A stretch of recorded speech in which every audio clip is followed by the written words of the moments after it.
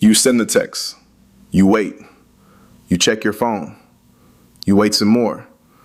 And somewhere in that silence, something starts to happen inside you.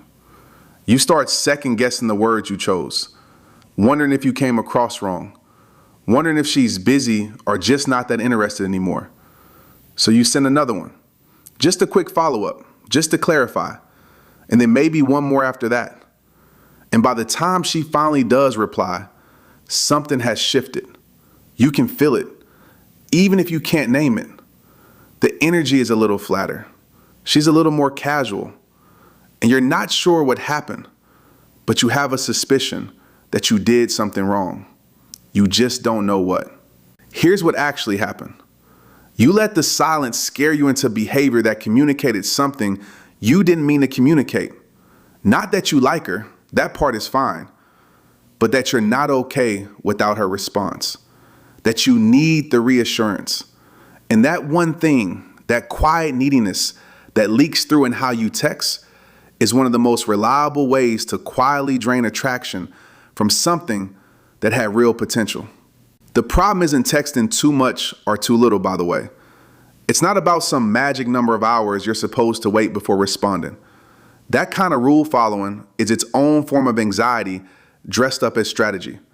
The real problem is that most guys text from a place of emotional need rather than genuine interest.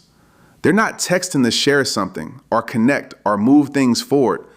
They're texting to manage their own anxiety, to check if she still likes them, to get a hit of reassurance.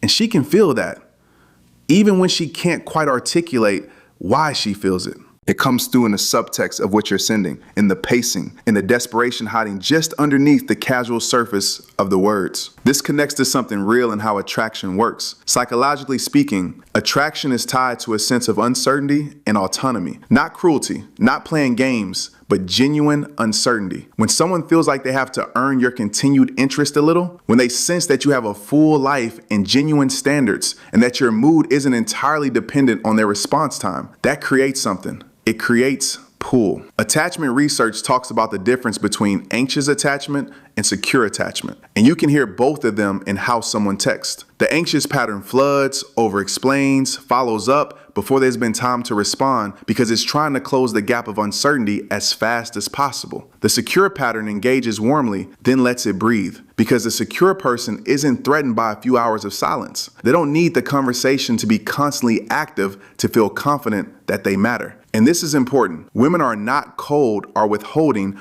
or trying to make you suffer when they take time to reply. They're living their lives. They have work and friends and moods and moments where they're just not on their phone. When you treat a delayed response like a referendum on your worth, you're putting something on her that she never intended to carry, and she will feel the weight of it, not as a compliment to how much you like her, as pressure. So here's what you actually do. First, text with intention. Before you send something, ask yourself whether you're texting because you have something genuine to offer, something interesting, something warm, something that actually moves things forward, or whether you're texting because you need to know she's still there.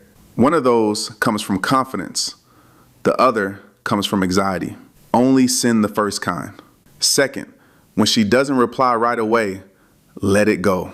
Not as a manipulation tactic, not to make her wonder, but because you actually have things to do and places to put your attention.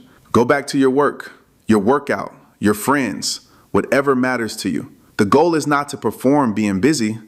The goal is to actually be someone whose world keeps moving. Because when you are genuinely engaged with your own life, you naturally stop fixating on the phone. And the energy you bring to the next conversation is completely different. It's lighter. It has more life in it. That is attractive. Third, keep your early texts short and a little open-ended. Not curt, not cold. Just leave room. A good text invites a response rather than demanding one. It says something real and then trust her to meet you there. When you write 3 paragraphs to her single sentence, there's an imbalance that she registers even if she doesn't consciously think about it. Match the energy of where the conversation actually is, not where you wish it would be. And if you've already over-texted already sent the double message or the unnecessary follow-up, here's the honest truth. The best move is to stop. Not to apologize for it, not to explain yourself, just to stop and let some time pass. 1 or 2 extra texts is not a catastrophe. It's human. She knows you're human. What would actually be a problem is if you kept going, or if you treated it like a crisis and made it weird. Just let it settle. When you come back later with something relaxed and real, that's what she'll remember. Now here's the deeper shift. The thing that makes all of this sustainable instead of just another set of rules to follow. The reason most men over-text is that they have quietly placed all their romantic hope on this one woman, usually before they really know her. They've done that thing where you meet someone who seems great and suddenly, in your head, she's the answer to something. And when she becomes the answer, every text she sends or doesn't send becomes a verdict. That's an enormous amount of weight to put on someone you've known for 2 weeks. The reframe is this: she's not a verdict. She's a person you're still figuring out. And you're not trying to pass a test. You're trying to find out if the two of you actually work together. That's a mutual process. It requires 2 people showing up, not one person performing perfectly while the other evaluates.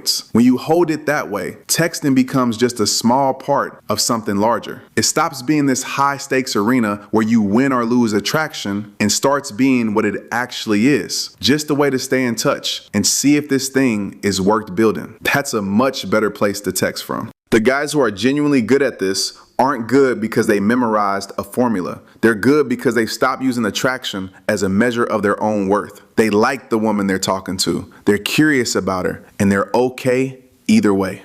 That okayness isn't detachment. It's not coldness. It's the kind of inner steadiness that comes through in everything you do, including how you text. You can build that. It takes some time and some honest self-awareness, but it's real and it's yours to develop. You don't need tricks. You need to be genuinely secure in who you are and let that come through, even in a 3-line message on a Tuesday afternoon. That's the long game, and it's worth playing it right.